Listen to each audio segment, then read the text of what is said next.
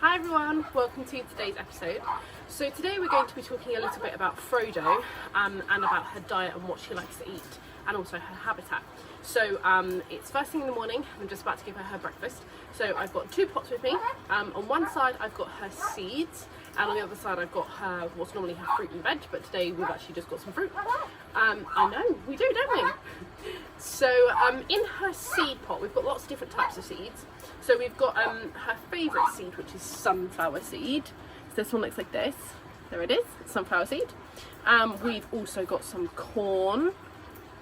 So there you go, you can see her corn there. There's some like pea bits, which are dried and crushed. What else do we have? Oh, we've got some little grains of wheat and stuff. She's not such a fan of these.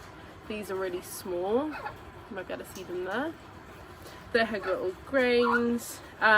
There's just lots and lots of different types of grains and seeds that she would spend her time naturally in the wild finding and eating. So we give her and Cookie the same type of seed mix. This is a mix that's relatively new to Cookie, but Frodo's been on this for a while. There she is in the top corner, and she really enjoys it. Also in here are some peanuts, which is really good at shelling these and getting the peanuts out. And there's normally also some chilies, some dried chilies in here, which obviously to us are quite spicy, but to parrots they don't have that sense, so they can't actually taste the spiciness. So that's normally in this mix as well. So with this, we normally put it in her bowl. We've actually been at the moment experimenting with putting a couple of different bowls out for her. So she's got a few different places to get some seed from just to keep her entertained for a little bit longer.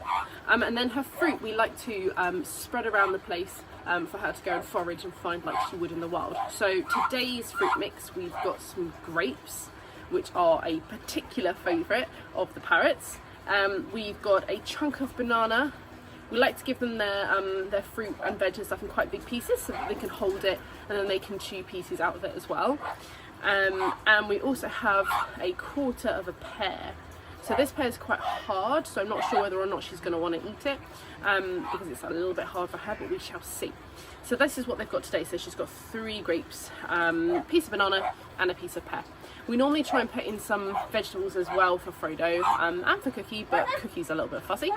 So Frodo normally gets like a piece of pepper or a piece of sweet potato or a piece of carrot, something as well, so she's definitely got some veg to eat.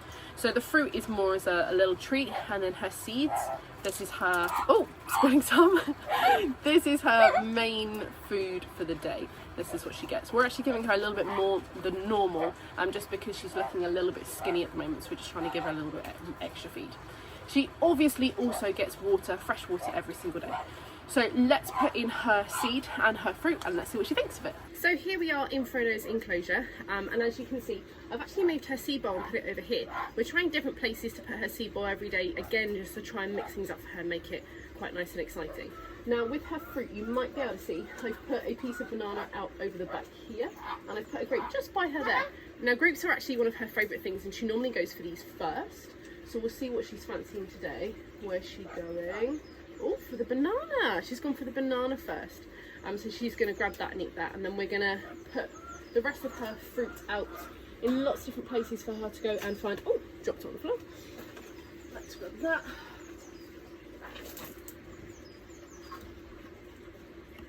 So here we are, we're just putting all the different fruit out in lots of different places for her to go and find. Let's get a close up and see her eating her fruit. So here she is, and as you can see, she's balancing on one foot and then she's eating her banana with the other foot. So she's holding it. This is why we like to give them quite a big chunk. She's holding it and then she's using her beak to basically carve out the banana and to take the bits out of the banana that she wants. And when she's done with it, she'll drop it on the floor. She normally eats it pretty well, and she eats most of it before she drops it on the floor. But if it's a piece of fruit or vegetable that she's not such a fan of, she normally drops these on the floor pretty quick. Don't you, Fro? Yes. Oh, nope. There she goes. She's already dropped it on the floor.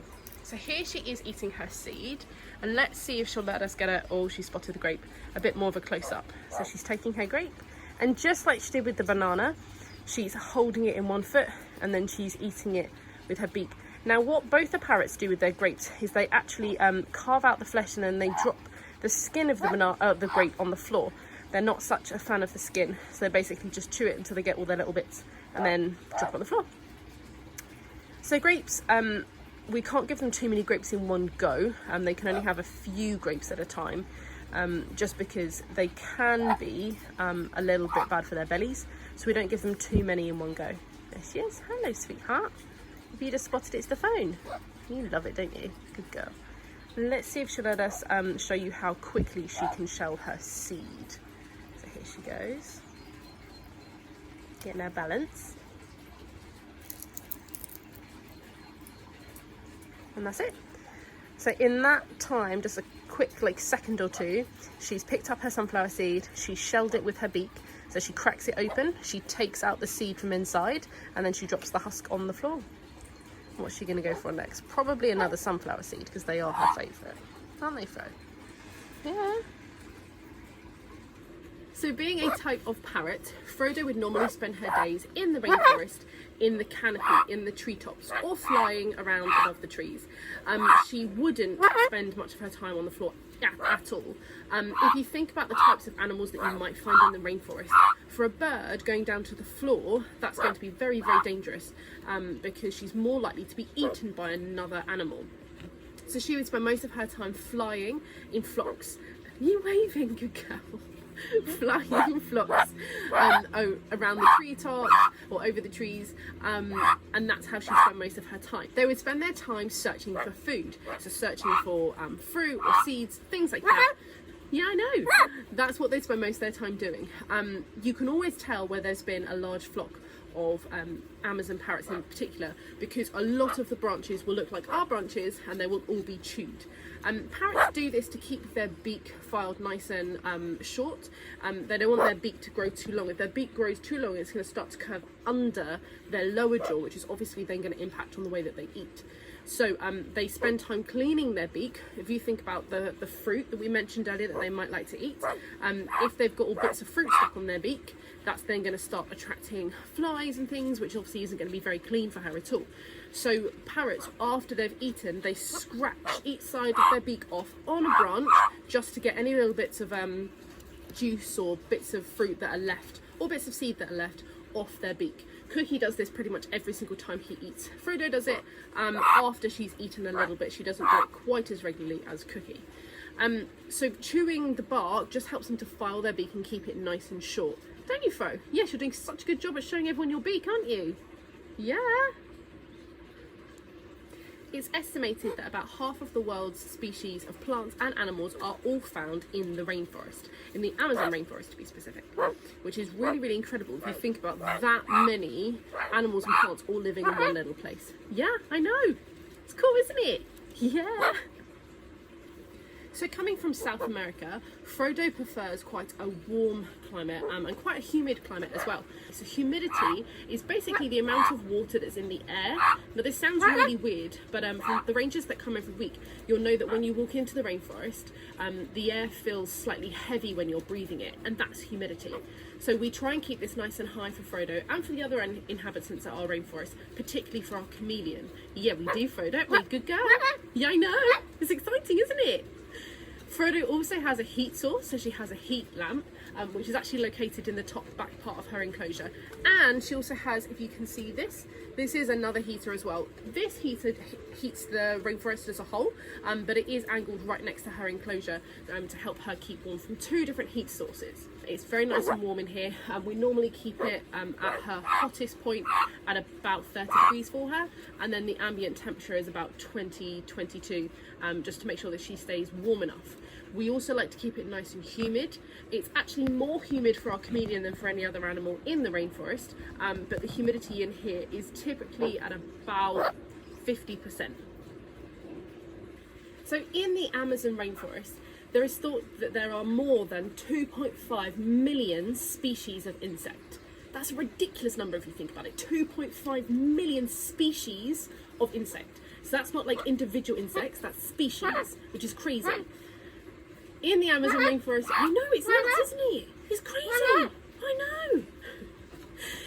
In the Amazon rainforest, more than half of the species of the whole entire rainforest are thought to live in the canopy, so in the treetops, just like our Frodo. Yeah, just like you. You live in the treetops. So nearly 20% of the world's oxygen is produced from the Amazon rainforest. That's massive, absolutely massive. So, Frodo, you're not helping. So we're reaching the end of our video now. I hope you've really enjoyed learning about Frodo, more about what she likes to eat, and also where she'd come from in the wild. I hope you tune in tomorrow, in which we'll be talking about Frodo's adaptation, so the way in which she has adapted over time to live in the Amazon rainforest. I hope you're all having a lovely week. I look forward to seeing more of your videos. Please keep sending them in, and we'll speak to you all soon. Bye guys!